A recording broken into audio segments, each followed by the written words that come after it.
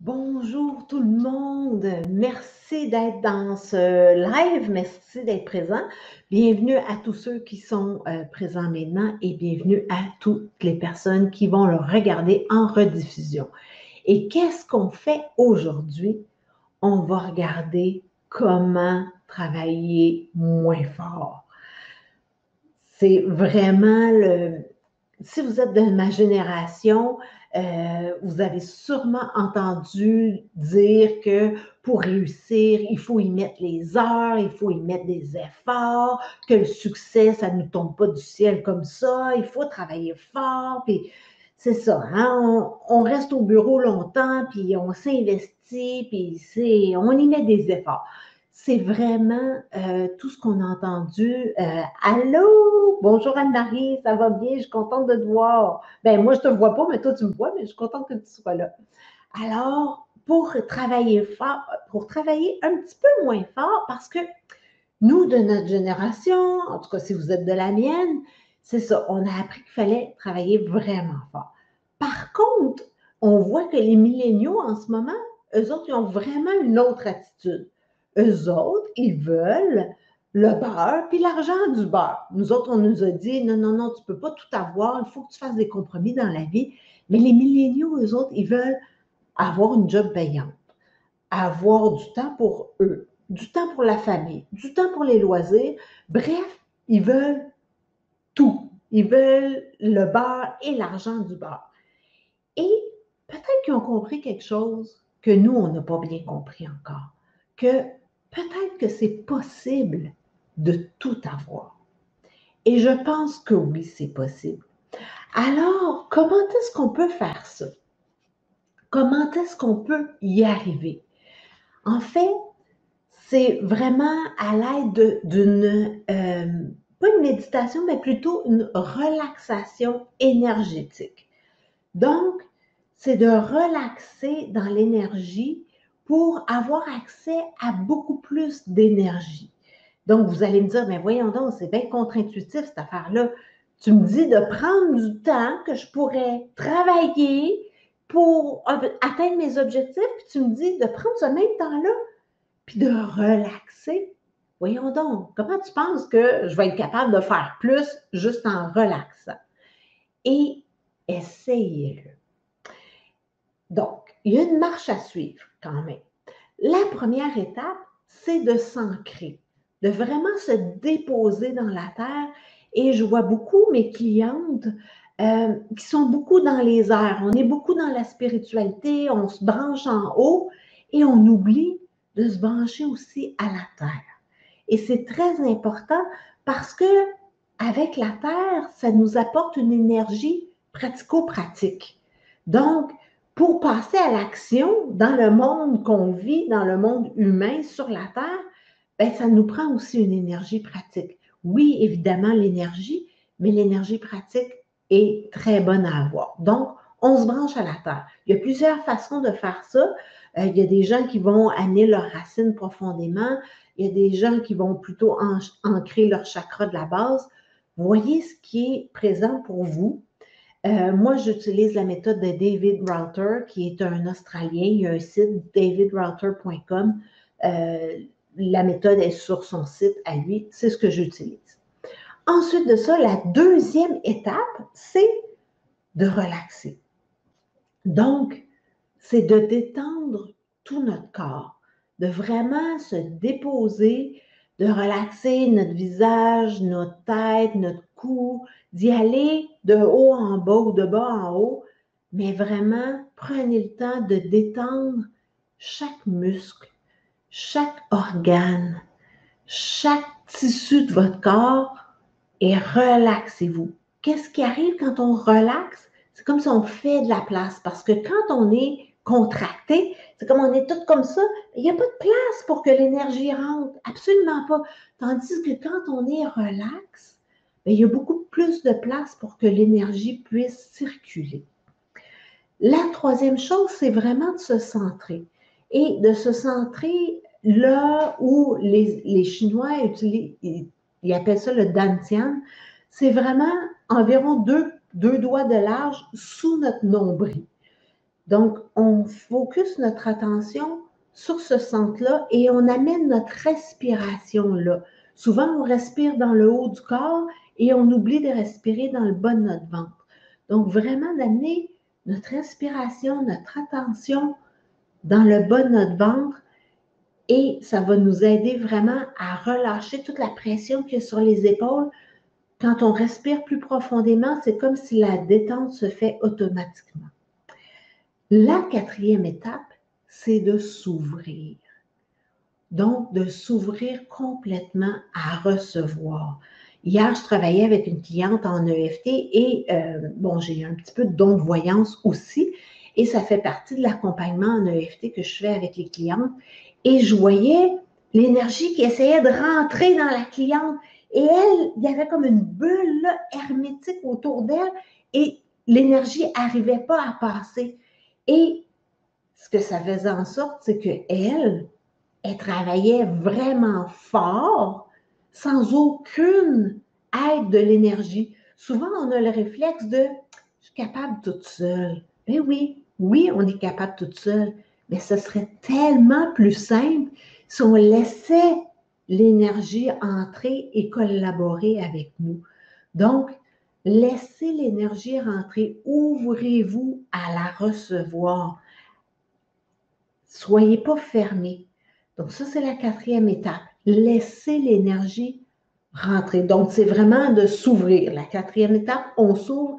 Et la cinquième étape, c'est de recevoir. Et c'est vraiment de demander, on a tout entendu aussi, demandez, vous recevrez. Donc, demandez ce que vous voulez aussi. Donc, dans mon travail énergétique, je vois aussi que comme toutes les énergies sont disponibles, hein, c'est comme l'énergie de la facilité, elle est disponible, l'énergie de l'amour est disponible, l'énergie de la générosité est disponible, mais il faut juste demander qu'elle vienne à nous, demander qu'elle vienne nous aider.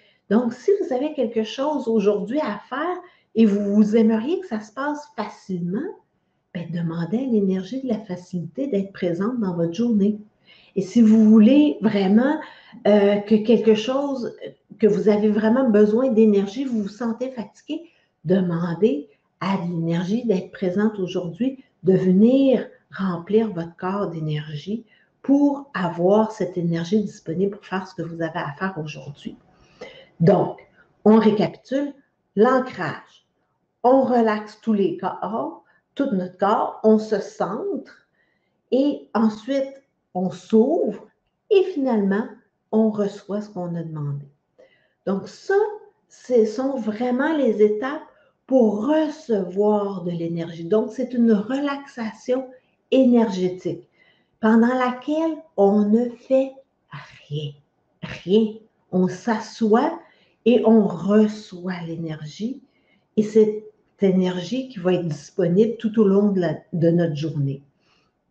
Souvent, on va penser que pour travailler moins fort, on a besoin d'être mieux organisé ou de mieux gérer notre temps. Et là, on va prendre un exemple. Disons qu'aujourd'hui, je me sens moche, j'ai mal à la tête, je ne suis pas en forme, je me présente au travail ou je me mets devant mon ordinateur, puis là, ça ne va pas, je fais juste déplacer des papiers, puis là, il y a 1 heure qui passe, puis finalement, j'ai tourné en rond. Oui, merci pour les petits pouces. J'ai pas mal plus tourné en rond que fait quoi que ce soit.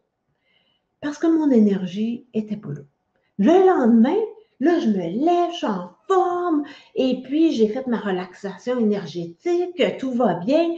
Là, je m'assois devant mon ordinateur, et là, écoutez, l'inspiration vient, je produis plein de choses, j'écris plein de choses, et puis je délègue des choses, j'ai des idées. Qu'est-ce qui s'est passé?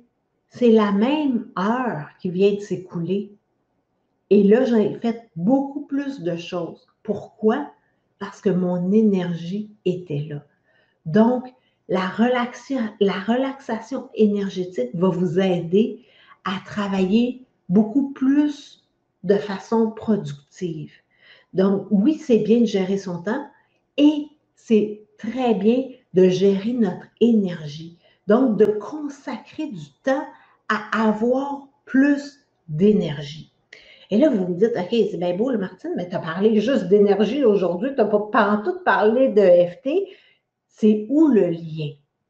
Bien là, il est là. Je vais vous poser quelques questions par rapport à travailler fort. Parce que là, je viens de vous donner exactement quoi faire pour travailler moins fort avec votre énergie. Donc, vous suivez cette relaxation énergétique-là. Vous y consacrez, moi, j'y consacre entre 20 et 30 minutes par jour et ça fait une différence hallucinante. Ce n'est pas tout à fait méditer, mais ça apporte des bénéfices vraiment, là, c'est fou. Là. Et je demande qu'est-ce que j'ai besoin de recevoir et c'est vraiment productif.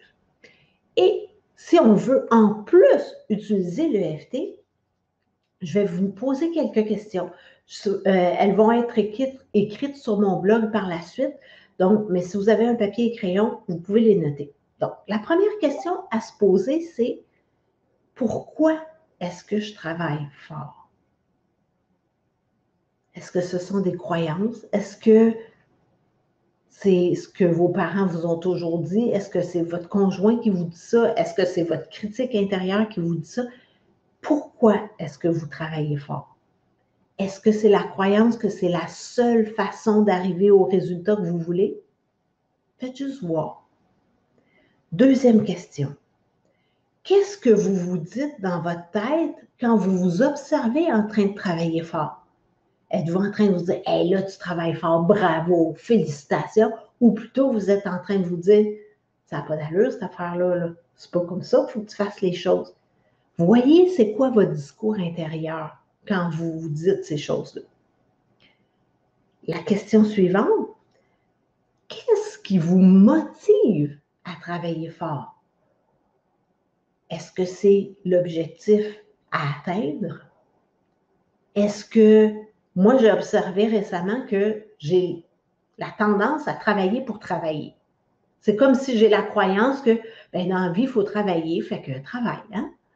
Alors, évidemment que je m'en suis occupée avec l'EFT quand je me suis aperçue que j'avais cette croyance-là. Et je vous rappelle comment on s'occupe de croyances avec l'EFT. On va vraiment chercher des événements qui ont mis en place cette croyance-là et on s'attaque aux événements et on tapote là-dessus. Donc, question suivante. Qu'est-ce que je crains qui arrivera si je ralentis, si je prends une pause, si j'arrête de travailler fort comme ça? Est-ce que vous avez peur que vous allez devenir paresseuse? Est-ce que vous avez peur que vous n'atteindrez pas votre objectif? Qu'est-ce qui se cache derrière ça? Et là, vous pouvez tapoter avec, même si j'ai peur que je vais me transformer en paresseuse ou je ne sais pas quoi. Là. Donc, faites juste observer. Donc, qu'est-ce qui est présent? De quoi avez-vous peur si vous cessez de travailler aussi fort? Est-ce que vous avez peur que vous allez être moins productif? Qu'on va vous juger? Que vous allez vous juger? Faites juste observer. Et la question suivante, est-ce vraiment la meilleure façon de faire les choses? Est-ce qu'il y a une façon plus facile? Et dernière question, est-ce que vous y trouvez du plaisir? Parce que quand on est productif habituellement, c'est parce qu'on a du fun. Et quand on travaille fort, habituellement, il n'y a pas beaucoup de plaisir là-dedans.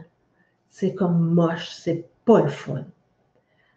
Alors, voyez si ça a fait naître des souvenirs ou des croyances, ces questions-là. Et vous tapotez avec les réponses. C'est là qu'on voit c'est quoi la croyance qui est en place pour que je travaille fort comme ça tout le temps? Pourquoi est-ce que j'ai la croyance qu'il faut que je m'épuise au travail, qu'il faut que je donne tout ce que j'ai à donner? Ou pourquoi j'ai la croyance que je ne peux pas être aidée, qu'il faut que je dois faire tout toute seule? Pourquoi je ne me laisse pas aider par l'énergie ou par des gens que l'énergie va m'envoyer pour m'aider justement à atteindre mes objectifs? Alors, voyez qu'est-ce que ça soulève? Je vous ai posé beaucoup de questions aujourd'hui et je vais les écrire comme je vous ai dit dans le blog.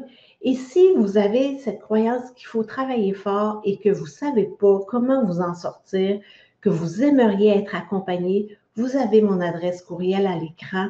Écrivez-moi, on va se parler, on va voir comment je peux vous aider parce que vous n'êtes pas obligé de tout faire toute seule. Absolument pas. Il y a quelque chose de beaucoup plus facile. Alors, c'était Martine Gariepi qui vous dit merci beaucoup d'avoir été là et je vous donne rendez-vous jeudi prochain à midi pour le prochain live. Je ne sais pas encore c'est quoi le sujet. Je vais me laisser inspirer. Et puis, si vous avez des questions ou si vous avez des sujets que vous voulez que j'aborde, faites, suggérez-les-moi. Ça va me faire plaisir. Merci à toutes et à tous d'avoir été là. Merci à Anne-Marie qui, elle, a mis des commentaires. Et merci aux autres aussi. Je vous dis à la semaine prochaine. Au revoir.